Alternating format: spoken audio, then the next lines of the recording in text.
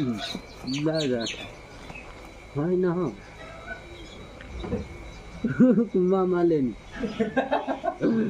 थाहा छ त नि बाछी पो त यो त नि कसरी गोरु भन्नु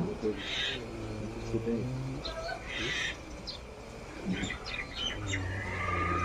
ए